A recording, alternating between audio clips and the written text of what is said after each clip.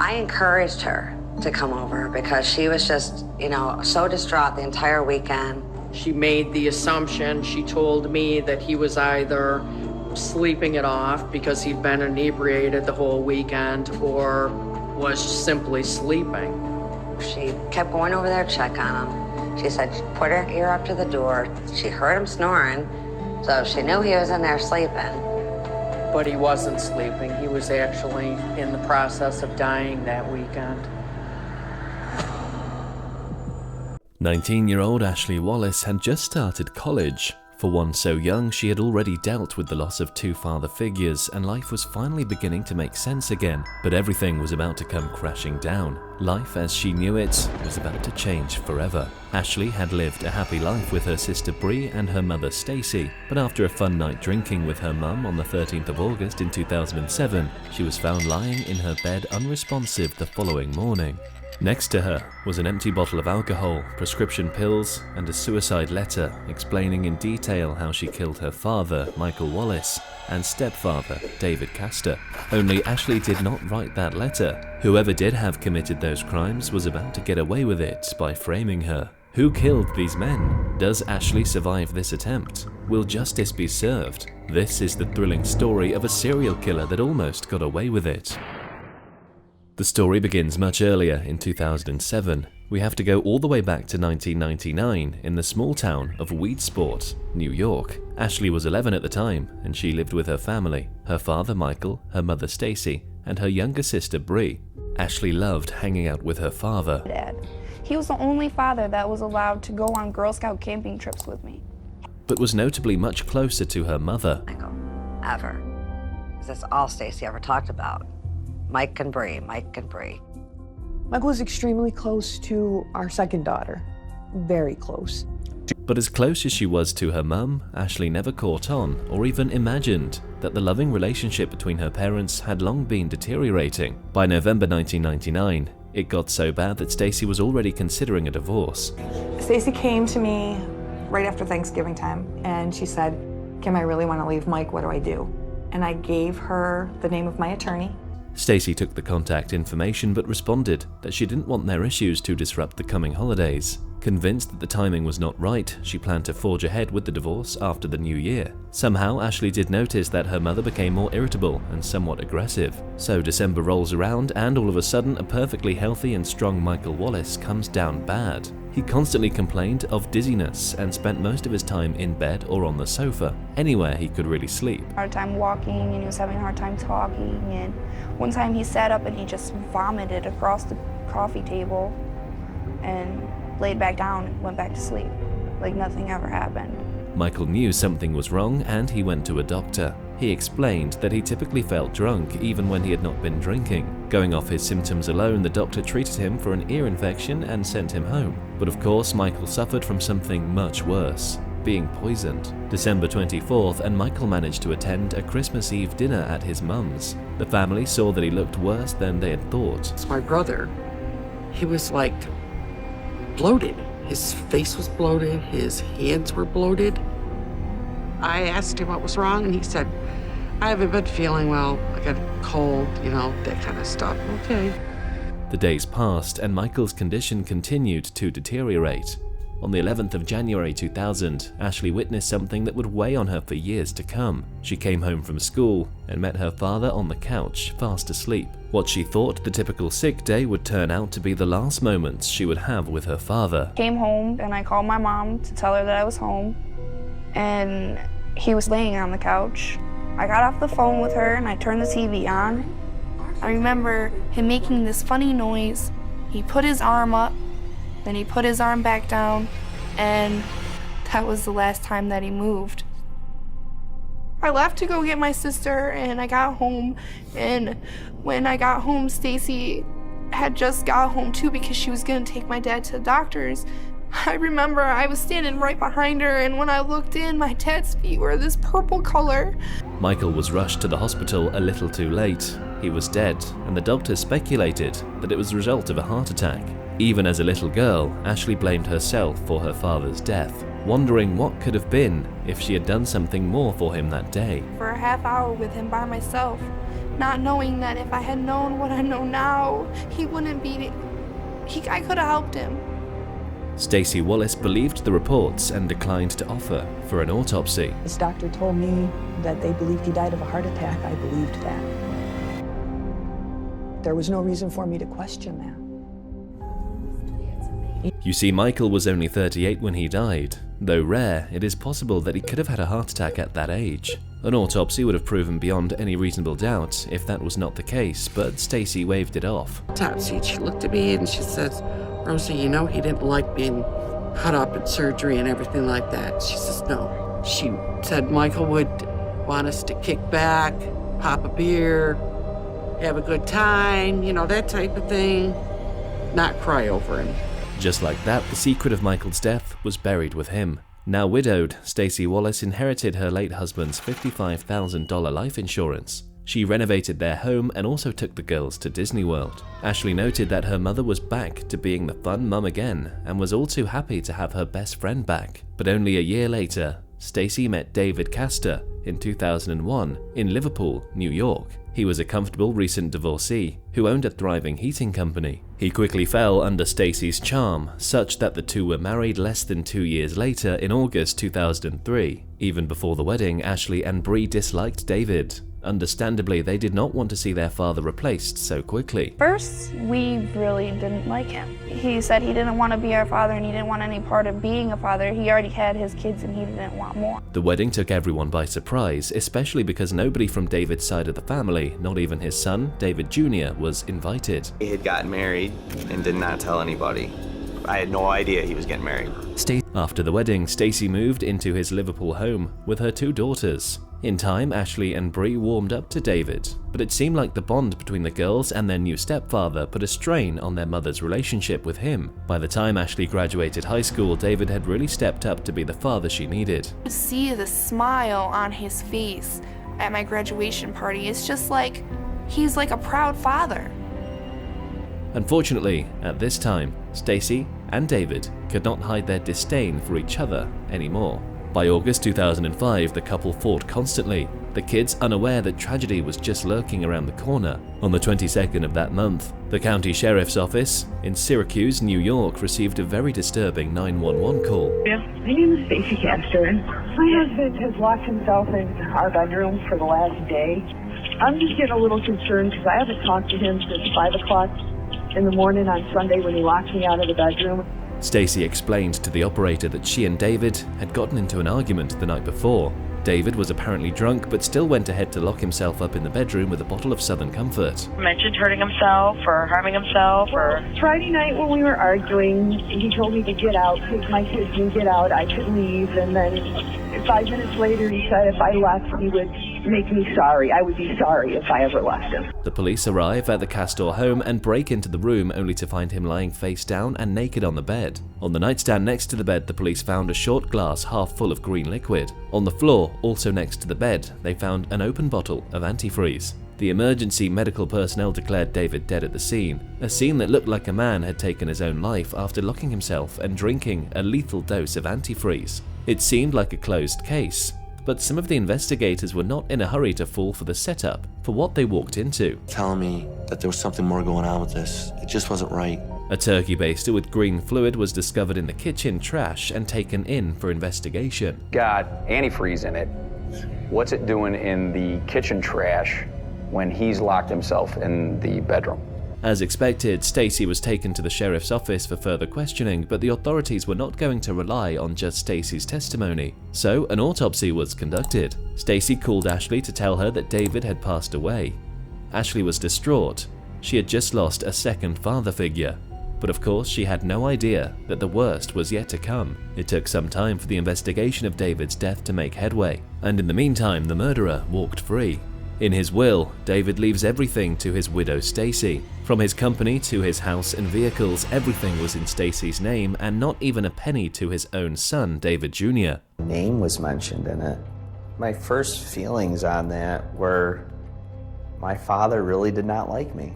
I thought he was just pissed at me, like wanted nothing to do with me and never wanted anything to do with me again.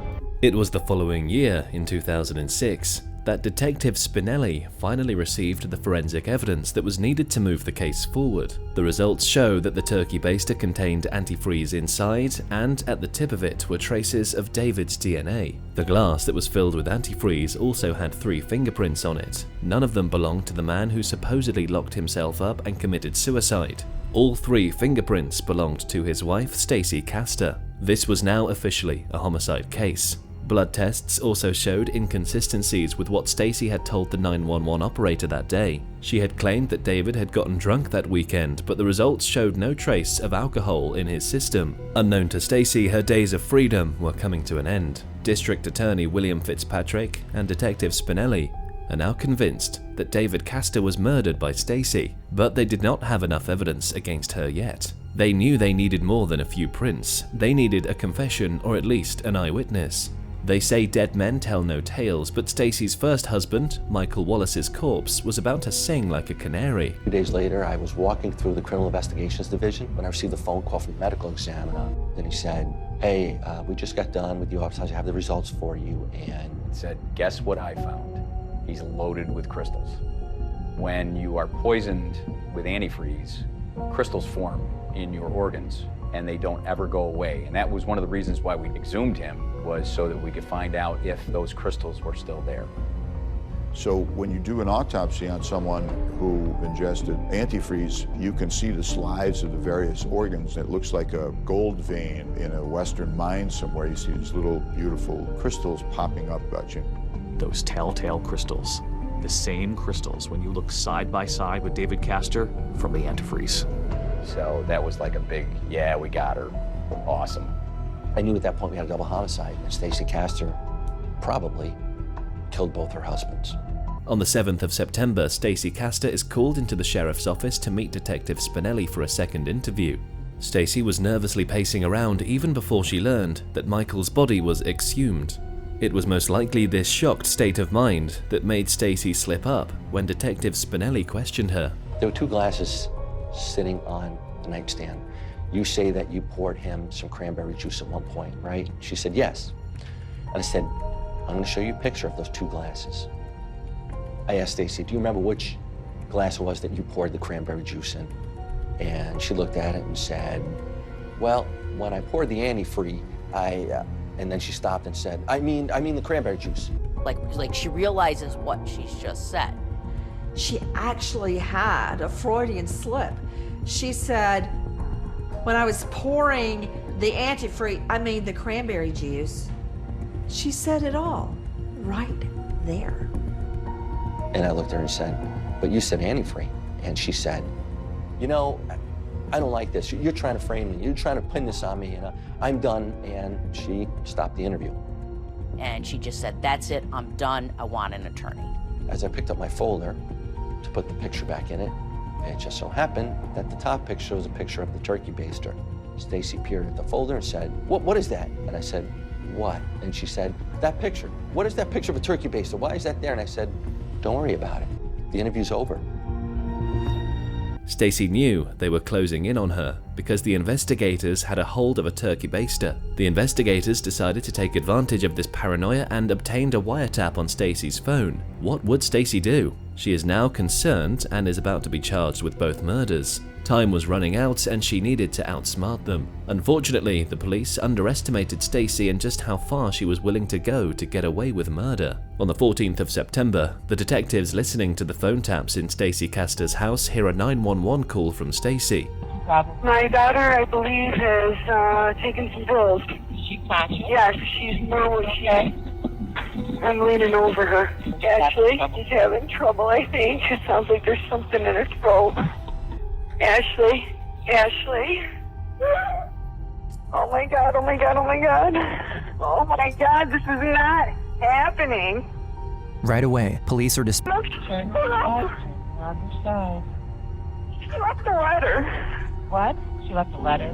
Left a note. 16-year-old. The police were dispatched to the Castor home immediately. When they arrived, Ashley was barely clinging to life. Stacey explains that she found an empty bottle of vodka and prescription pills next to Ashley's bed. She also hands in the typewritten letter in which Ashley confesses to the murders of David Castor and her father, Michael Wallace. Remember that I love you more than anything, and I did it for you and for us. I couldn't let Daddy be mean to you and me anymore. Please forgive me, Mommy. Please don't hate me.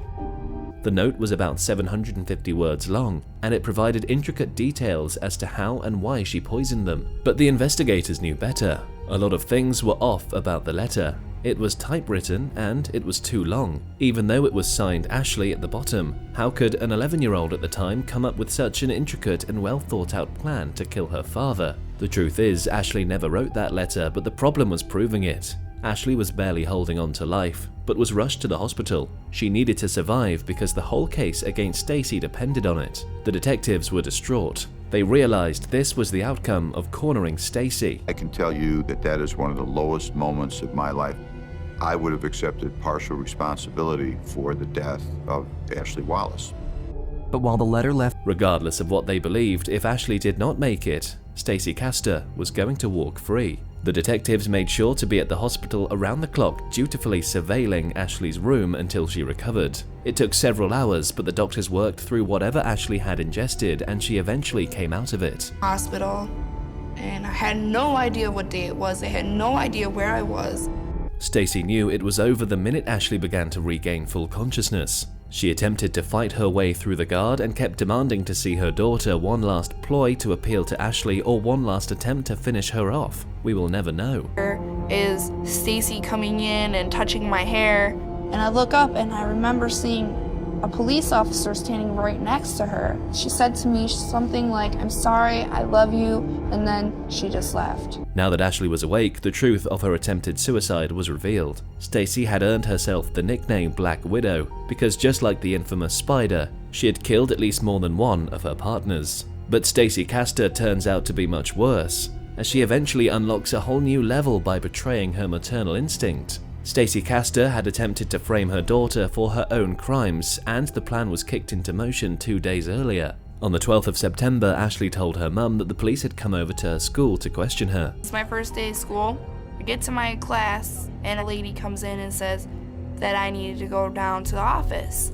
The one detective was from Cuyahoga County, and he goes, "I don't know if you've heard, but we have exhumed your father's body, and we found antifreeze in his system." Before this time, Stacey had already spoken to Ashley about the detectives calling her in for a second time. She convinced Ashley that she was innocent just to make sure that she would be on her side and possibly be angry at the police, if and when they do walk up to her for questioning. My freaking school. They came to your school? Are you okay? I'm gonna be okay, but I'm really freaking out right now. Oh my God. That bastard came to your school. Do you want me to come and get you? No, I have to be here. All right, calm down and go back to class, all right? I love you. I love you too. At around 5 p.m. that day, Ashley was home, and her mother told her that it would be a good idea for them to let loose and drink their troubles away. Let's just get drunk. I was like, cool, you know? What kind of teenager wouldn't think that was awesome? When parents just gave you permission to drink.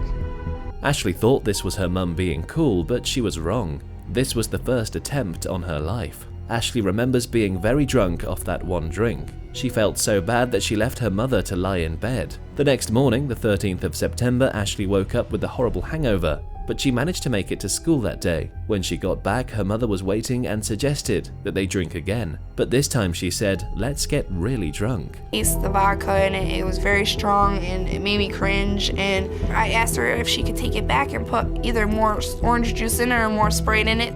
Stacey went into the kitchen but only brought back a straw. She simply tells Ashley to put the straw into the back of her throat and just drink the glass's contents. There was no reason not to trust her mother, so Ashley did it. Moments later, she passes out. Later that evening, Bree came back home and was worried that Ashley seemed to have been sleeping all day. Mom came out of nowhere and closed the door, she's fine. I'm like, really? And to me that was weird. Right then and there I was like, are you sure she's okay? Mom's like, she's sleeping and I hope she sleeps through the entire night. Ashley stayed the same until the next morning on the 14th of September. Bree, still worried about her sister, was ever so vigilant. When she heard a strange noise coming from Ashley's room, she went in to see Ashley in terrible shape. Out. And her eyes were all glassed over and she had thrown up, and I called her name and she didn't answer me, and I shook her and she didn't wake up. Even though she wasn't like responding to anything, she looked scared. Did you think that you were losing her? I did. This was when she got hysterical, which prompted Stacey to make that 911 call. If Bree was not home at that moment, Ashley would have died in her bed that morning. When Ashley wakes up in the hospital, she wakes up to a new reality. Ashley and Bree have come to terms with the fact that their mother is a monster. Once the authorities got Ashley's story, District Attorney Fitzpatrick gave the order to immediately put Stacey Castor under arrest. Charged with killing her husband, and investigators say it appears this is not the first time. What shocked the community was the idea that a mother would attempt to murder her own daughter to save her own skin, to blame her for the murders of her two husbands. What could be more basic than a mother's love for her child? She remained in custody until the 13th of January 2009, when her trial began. Ashley had to show up in court. Time had passed, but such a life-changing revelation is not easy to get over. The prosecutor for the case was District Attorney William Fitzpatrick. As you can imagine, he had been preparing for this moment for a really long time. He was confident that he had prepared Ashley to take the stand in court. But would that be enough to get her through standing face to face with her mother in court? Parts of me that are still the little kid and were afraid of that mom look she was gonna give me, like, I am so disappointed in you that you're up there testifying against me. On the other hand, Stacey Castor's defense was hinged on convincing the jury that Ashley actually killed both her fathers and had tried to kill herself, as the suicide note explained. All she had to do was create reasonable doubt from one jury and she could walk free. The prosecutor, Fitzpatrick, called Ashley to the witness stand as the first witness. It was a bold move that paid off in the end. Dad died. I saw him take and lift his arm up, and then he made a breath, and then he didn't move again after that. So I thought he was just sleeping. Ashley was brave, and although she was visibly upset, she was able to get her story across. Get drunk. Let's get just totally drunk. Now, Ashley, I want you to explain to the jury, if the cup tasted bad and you didn't enjoy it, why would you drink it? Because I trusted her. What's the next thing you remember? Waking up in the hospital with a detective asking me what I did. What did you drink? What did you do? What did you take? What did you write in that note? But I didn't know what he was talking about because I didn't write a note and I didn't take anything. The trial lasted for 3 long weeks. There was a lot of overwhelming evidence against Stacey Castor to unpack. The investigators left no stone unturned to nail the Black Widow. There was forensic evidence collected from the home computer that showed that the suicide letter was written on Stacey's computer account, and it was finished at 2:27 p.m. on the 12th of September. This proved that Ashley couldn't have written the letter because she was at school at the time. To remove any confusion, that was the day Ashley called her mum from school because the police had approached her. It's got detail about the death of David Castor. It's got detail about why Ashley tried to take her own life. Whoever wrote that note killed Mike Wallace and killed David Castor. It wasn't a note, it was a confession. And it was Stacey Castor that confessed in that note. A friend of Stacey also testified against her, admitting to the court that she had helped Stacey to falsify David Castor's will after his death, meaning that she had not been his sole beneficiary. David Castor Jr. It made me feel a lot better, like that he remembered good times, not just the bad time. Eventually, the defense attorney put Stacey on the stand, and while this came as a surprise to many, prosecutor Fitzpatrick was ready. He threw a lot of questions at her, but Stacey seemed prepared for this outcome too. Most likely determined not to slip up again, Stacey made sure to keep her emotions in check. Ashley poisoned him. I can't answer that question. Through all of this, Stacey Castor is showing no emotion. And then, prosecutor Fitzpatrick explodes. My God, you lost 2 husbands to poisoning. Your daughter has just learned that her father was dug out of his grave. Stacey Castor remains cool, calm, collected.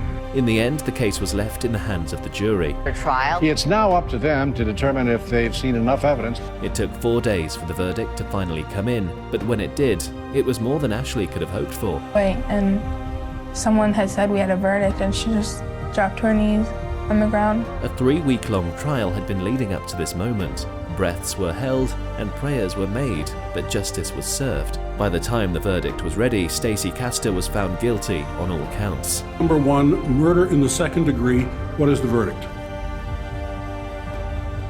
Guilty. On count 2, attempted murder in the second degree, what's the verdict? Guilty. She was then sentenced to 54 years in prison. The girls were visibly happy with the verdict. At this point, they no longer saw Stacey as a mother. She was a danger to them and the public, and they were happy to never have to see her again. Because I was just so happy.